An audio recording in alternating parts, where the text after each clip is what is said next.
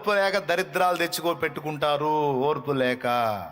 ఈరోజు దేవుడు స్పష్టంగా మాట్లాడుతున్న మాట, మాట్లాడమన్న మాట అదే, నాకు దేవుడిచ్చిన మాట. మీరు సంపూర్ణులను అనునాంగులనై ఉండునట్లు ఓర్పు తన క్రియను కొనసాగింపనీయుడి. దేవుడు ఏం చేస్తాడో తెలుసా? మనకు సహజ సిద్ధంగా లేని ఓర్పుని మనలో పుట్టించడానికి కొన్ని పరిస్థితుల్ని, తప్పనిసరి పరిస్థితుల్లో అనుమతిస్తాడు. అయ్యే విశ్వాస పరీక్ష అట. ఆ విశ్వాస పరీక్షలు మనకి ఓర్పును తీసుకొచ్చి పెడతాయి. ఆ ఓర్పు మనం కలిగి ఉంటేనే సంపూర్ణ సిద్ధి పొంది అనునాంగులం అవుతాం. మనం సంపూర్ణ సిద్ధి పొంది అనునాంగులం అవటమే కాదండి, మనం పొందగోరినవన్నీ పొందడానికి మనకు ఓర్పే అవసరమై ఉంది. నీ మీద నిందొచ్చింది, నువ్వు నిరూపించుకోవడానికి ట్రై చేసి నువ్వు తిప్పలబడి నువ్వు ఎంత కష్టపడ్డా కాదు. ఆ సమయము దేవుడు తీసుకొచ్చినప్పుడు నీ మీద వచ్చింది నిజమో నిందో దేవుడే బయలుపరిచిందాక దేవునికి వెళ్ళి చూస్తూ ఓర్పుతో ఎదురు చూడాలి. ఆ పని యోసేపు చేశాడు. ఒక్కొక్కటి రాసుకోండి. నీ మీద నింద వచ్చినప్పుడు దేవుడు దాన్ని నిర్ధారణ చేసిందాకా ఓర్పుతో దేవుని పాదాల దగ్గర కాచుకోవటం, దేవునికి మొర్ర పెట్టడం అనేది సత్క్రైస్తవుడిగా, క్రైస్తవురాలుగా మనం చేయాల్సిన పని. యోసేపు మీద నింద వచ్చింది, ఆడ మనిషి అబద్ధం ఆడింది. మనకి నిందలు రావనేమి చెప్పలేదండి, నిందలు వస్తాయి. ఆడ మనిషి పచ్చి అబద్ధం ఆడింది. ఆమె బలాత్కారం చేయబోయి ఆయన నన్ను బలాత్కారం చేశాడని ఆయన మీద నింద మోపింది. యోసేపు అక్కడ చెప్పుకున్నట్టుందా?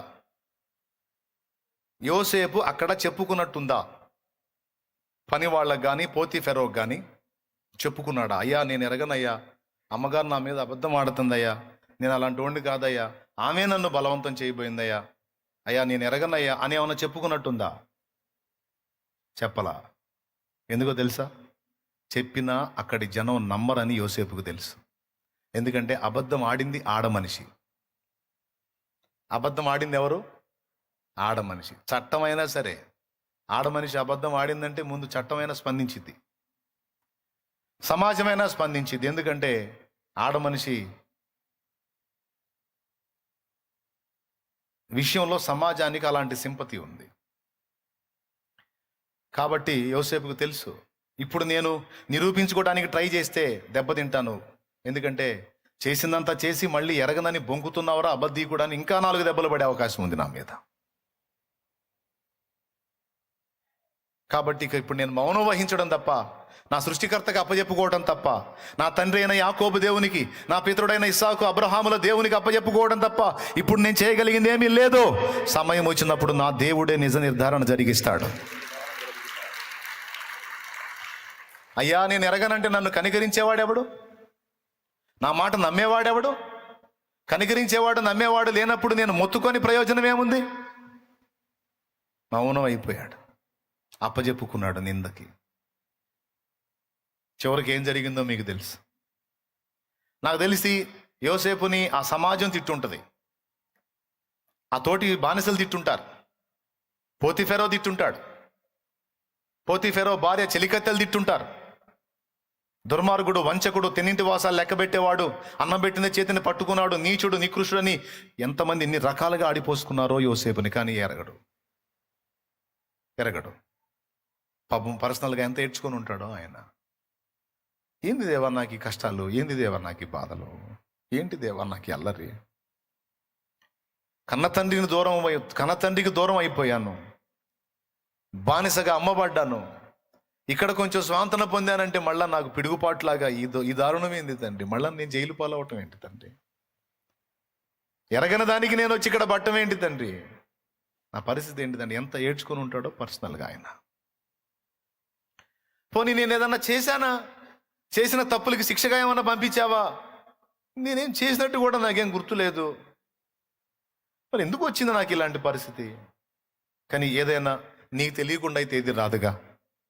నేనైతే ఓపికతో నీ వైపే చూస్తాను, ఓర్పుతో నా పక్షంగా నువ్వు కదిలేంత వరకు నేను నీకెళ్ళే చూస్తానయ్యా అని ఏడ్చుకుంటూ దేవునికి వెళ్ళచ్చు. ఇంకెవరు చెప్పుకుంటాడు పాపం.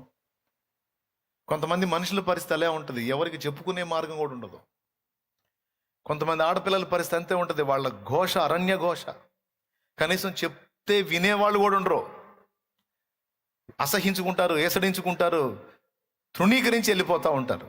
కొంతమంది ఎలా ఏడుస్తారో తెలుసా? బాధను బట్టి ఏడరు. ఈ బాధ చెప్పుకునే దిక్కు లేదే అని ఏడ్చేవాళ్ళు ఉన్నారు. నీకు ఒక ఆలోచన చెప్తాను. మనుషులకు దయ కలగదు, మనుషులకు కనికరం కలగదు. కాస్త కూస్తో దయగలిగి కనికరం కలిగి ఒక పూట విన్నా మరో పూట ఏసడించుకుంటారు తప్ప నేను అర్థం చేసుకోలేరు. కానీ నిన్ను అర్థం చేసుకొని నీకు న్యాయం తీర్చేవాడు నా ప్రభు. నీ పరిస్థితిని నువ్వు మోకాళ్ళు నీ కన్నీరు విడిచి ఆయనకి చెప్పొచ్చు. నువ్వు, దేవా నేను ఎరుగుదునా, నాకు తెలుసా, దేవా నేను చేశానా అన్యాయంగా నా మీద ఇలాగా, ఈ విషయమే కాదు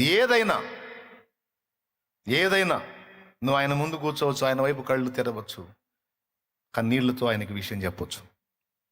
10 మంది దగ్గరికి 10 సార్లు వెళ్ళి నీ సమస్య 10 సార్లు వాళ్ళకి చెప్పుకునే కంటే, 10 మంది దగ్గరికి వెళ్ళి 10 మందికి 10 సార్లు నీ సమస్య చెప్పుకునే కంటే, ఆ 10 సార్లు దేవుని దగ్గరికి వెళ్ళు. ఒక్కడే దేవుడు, ఆ ఒక్క దేవుడి దగ్గరికి 10 సార్లు వెళ్ళు, 10 సార్లు చెప్పు. కనీసం 11వ సారైనా నీకు జవాబు పంపుతాడు.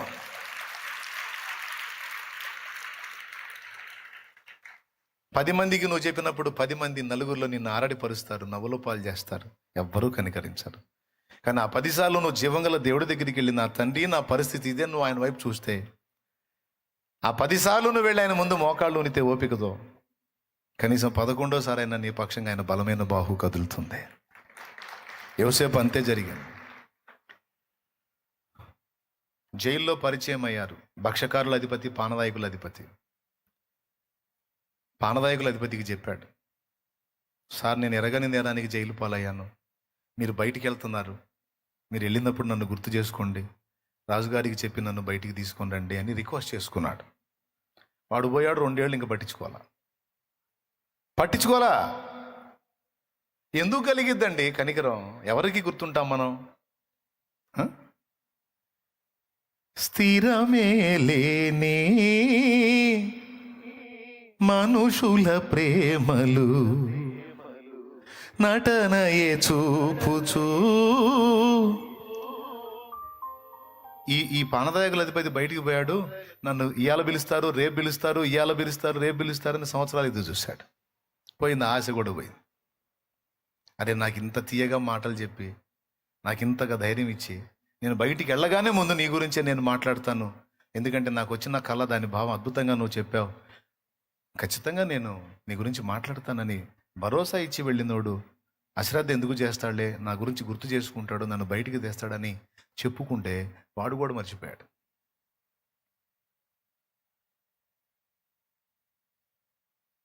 ఏమండి? ఇక మళ్ళా ఇప్పుడు ఎటు చూడాల్సి వచ్చింది? మళ్ళా ఆయనకి వెళ్ళి చూడాల్సి వచ్చింది. మళ్ళా దేవుడా, ఆ ఆశ కూడా పోయిందయ్యా. ఇక నువ్వు తప్పి నువ్వు కార్యం చేయకపోతే ఇంకా నాకు వేరే మార్గం లేదు, నువ్వు తప్ప నాకు ఇంక అవకాశం, నువ్వు తప్పి నాకు ఏ దారి కనపట్టలేదు ప్రభు అని మళ్ళీ దేవునికి వెళ్ళి చూసినప్పుడు,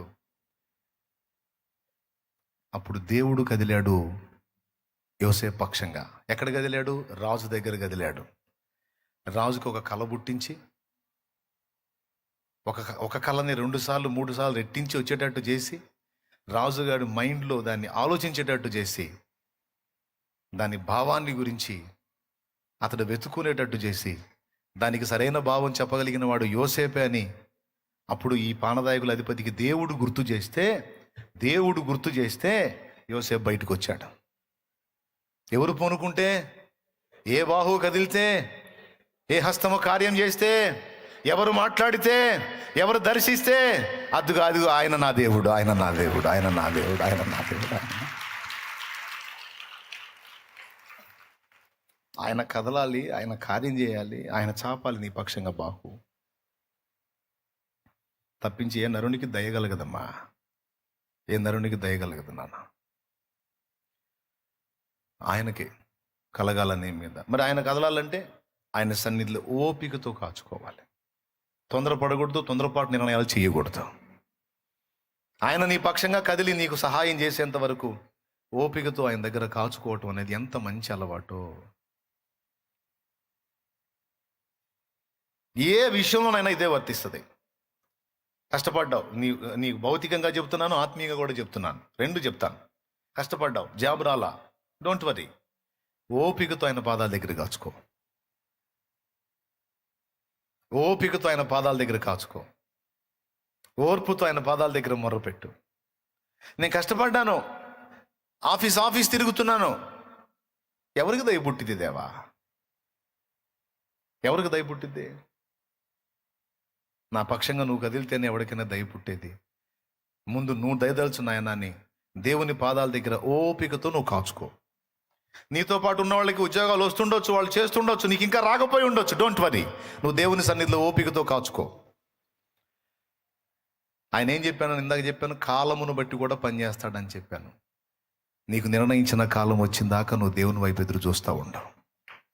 నిర్ణయ కాలం వస్తుంది, నీకు నిర్ణయించిన కాలం కూడా వస్తుంది. నీ ఉద్యోగానికి వస్తుంది, వివాహానికి వస్తుంది, సంతానానికి వస్తుంది, నీ పిల్లల భవిష్యత్తుకు వస్తుంది. ఆ కార్యము ఆయన జరిగించిన దాకా, ఆ సమయం ఆయన తెప్పించిన దాకా నువ్వు నేను చేయాల్సిన పని ఏంటో తెలుసా? తొందరపడి అడుగులు వేయకూడదు. దేవునికి ఏదైనా హెల్ప్ చేద్దామని ట్రై చేయకూడదు. దేవుడు కదిలేంత వరకు ఓపికతో ఆయన సన్నిధిని కాచుకొని ఆయనకు మొర్ర పెట్టడమే మన పని. ఆయనకి మొర్ర పెట్టడమే మన పని. ఇక ఆయన బాహు కదిలినప్పుడు, ఇక ఆయన పని చేయాలనుకున్నప్పుడు టపా టపా టపా టపా అన్నీ అయ్యే ముందుకు వస్తాయి. మైండ్ పోయిద్ది నీకు. అప్పటిదాకా బిగబట్టి ఉన్నవన్నీ ఒక్కసారిగా టపా టపా టపా మొత్తం అందుబాటులోకి వస్తే లైన్ అయిపోయింది. కానీ అంత ఓర్పు ఏడుందేడా? తపన ఎక్కువాయా? దడ ఎక్కువాయా? కానీ మీరు దేవుని పిల్లలు. దేవుడు మిమ్మల్ని ప్రేమిస్తున్నాడు. దేవుడు నన్ను ప్రేమిస్తున్నాడు. ఈ లైవ్లో వీక్షిస్తున్న వాళ్ళని దేవుడు ప్రేమిస్తున్నాడు. అందుకే ఆయన ముఖాముఖి మాట్లాడుతూ ఉన్నాడు. కొద్దిగా ఓపిక పట్టు, కొంచెం ఓర్చుకో, కొద్దిగా సమయంలో పాటించు. నేను నిర్ణయించిన సమయం ఒకటి ఉంది, ఆ సమయంలో నా కార్యం తప్పకుండా నువ్వు చూస్తావని దేవుడు మాట్లాడుతున్నాడు. నువ్వు బెంబేలెత్తిపోవాకు, కంగారు పడవాకు, కుమిలిపోవాకు, కురింగిపోవాకు, తిండి తిప్పలు మానేవాకు. నువ్వు బాధపడితే నేను తట్టుకోలేను. నువ్వు అన్నాహారాలు మానేస్తే నేను తట్టుకోలేను. నువ్వు నిద్రలేమితో ఉంటే నేను తట్టుకోలేను. నువ్వు నా యందు విశ్వాసం ఉంచిన దానివైతే, నువ్వు నా యందు విశ్వాసం ఉంచిన వాడవైతే నా వైపు చూసి ధైర్యం తెచ్చుకొని ఓపికతో నాకెళ్ళి చూడు. నేను కార్యం త్వరపెట్టబోతున్నాను, నా కార్యం జరిగింది నువ్వు చూస్తావని నా దేవుడు మాట్లాడుతున్నాడు. నేను నీ కొరకు చేసినటువంటి కార్యములు నిర్ణయ కాలం ముందు తప్పక నెరవేరుతాయి. ఆ దినాన నీవు నన్ను మహింపరుస్తావు, కన్నీళ్లతో నన్ను ఆరాధిస్తావు, నువ్వు ఆనంద బాష్పాలతో ఆరాధిస్తావు, నువ్వు మహింపరుస్తావు. అప్పటిదాకా వేచి ఉండు. కొంచెం సమయం పట్టు, తొందరపాటు అడుగులు వేయవాక. సారా దేవునికి హెల్ప్ చేద్దాం అనుకుంది, కొంప ముంచింది. దేవునికి హెల్ప్ చేద్దాం అనుకుని అబ్రహాంతో మాట్లాడింది. దేవుడు నీకు సంతానం ఇస్తానన్నాడు కానీ నా ద్వారానే ఇస్తానన్నాడా? ఇంకొక ఆమె ద్వారా కన్నా కూడా నీ సంతానం అయింది కానీ ఆడమనిషి సంతానం కాదు కదా. కాబట్టి నా ద్వారా కాకపోతే ఈ హాగర్తో సంతానాన్ని గాను అని ఆమెనిచ్చింది. ఐడియా బాగానే ఉంది అనుకున్నాడు ఆయన. నిజమే కదా, సారా నుండి కాకపోతే ఇంకొక ఆమె నుండి అయినా సరే పుట్టే సంతానం నాదే అయింది కానీ ఆడవాళ్ళది కాదు కదా. లాజిక్ సెట్ అయింది అబ్రహాంకి. మారు మాట్లాడకుండా పెళ్లి చేసుకున్నాడు, స్వీకరించాడు, బిడ్డను కూడా కన్నాడు. కన్న తర్వాత దేవుడు దాదాపు నాకు తెలిసి 11 నుంచి 13 ఏళ్ళు మౌనం అయిపోయాడు. అబ్రహాంతో మాట్లాడలా. తొందరపాటుతో నీ సొంత నిర్ణయాలు చేసుకొని నీ ఇష్టం వచ్చిన అడుగులు వేసేటప్పటికి నేను ఎందుకు మాట్లాడాలని దేవుడు మౌనం అయిపోయాడు.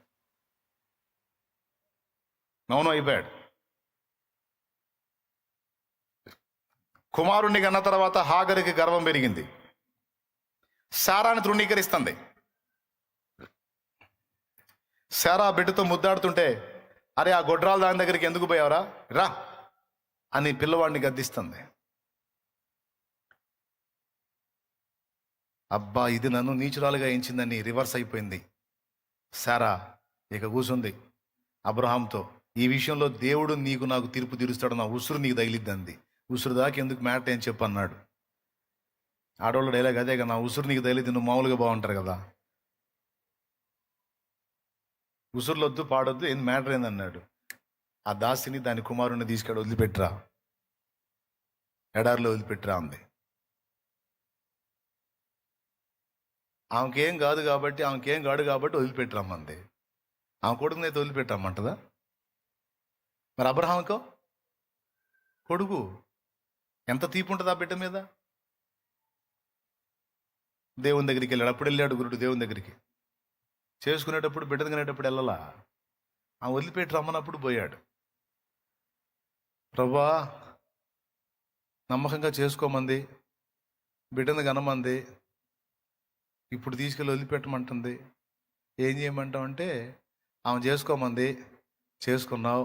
ఆమె కనమంది, కన్నావు. ఆమె వదిలిపెట్టమంటుంది, పోయి వదిలిపెట్టు. 2 మాటలు విన్నావు కానీ ఆయన 3వ మాట కూడా ఆ మాట విను. ఏడుస్తా కూర్చున్నాడు దేవుని ముందు. నువ్వు కూడా ఏందయ్యా, వాడు నా బిడ్డయ్యా, శారాకేం కాడు, శారాకి సవిత కొడుకు, నాకు బిడ్డయ్యా, ఎట్లయ్యా అంటే అప్పుడు దేవుడు ఓదార్చాడు. బాధపడకు, వాడిని సావనీయంలే, నేను వాడిని కూడా దీవిస్తాను, వాళ్ళలోంచి కూడా రాజులు వస్తారు, వాళ్ళిద్దరిని నేను సేవ్ చేస్తాను, నువ్వు వదిలిపెట్టి రమ్మన్నాడు. చూడు, ఈయన తేడా పడ్డా కూడా ఆయన ఎట్ట కవర్ చేస్తున్నాడు చూడు. సరే అయింది ఏదో అయిపోయింది, సరే పొమ్మన్నాడు, వదిలిపెట్టి రమ్మన్నాడు. ఇప్పుడు ఈ ఓర్పు కోల్పోయి చేసిన పని ఫలితం ఏంటో తెలుసా? ఇప్పుడు ఇజ్రాయిల్ అబ్రహాం సంతతి చుట్టూ, ఇస్రాయిల్ చుట్టూ, వాగ్దాన సంతానం చుట్టూ గట్టుగట్టి ముట్టడి వేసి వాళ్ళకి ఇప్పటిదాకా టార్చర్ చేస్తుంది ఆ ఇష్మాయిల్ సంతతే. ఈ శారా చేసినటువంటి తొందరపాటు పని, ఓర్పు కోల్పోయి చేసిన పనికి తన వాగ్దాన సంతానానికి దీర్ఘకాల శత్రువుని కనింది. ఇప్పుడు వాళ్ళిద్దరే కొట్టుకు సత్తున్నాడ. హాగరు కొడుకులు, శారా కొడుకులు. అరబ్బులందరేమో హాగరు సంతతి, ఇస్రాయేల్ ఏమో శారా సంతతి. ఇద్దరికి తండ్రి ఒకడే, అబ్రాం. ఇప్పుడు అబ్రాం 2 కొడుకులు దండుకుంటున్నట్టు అనమాట. అదే దేవుడు చెప్పిందాక ఓపిక పడితే ఒకడే కొడుకు ఉండేవాడు, సూపర్గా ఉండేది. విన్నరే, అదే వచ్చింది గొడవ.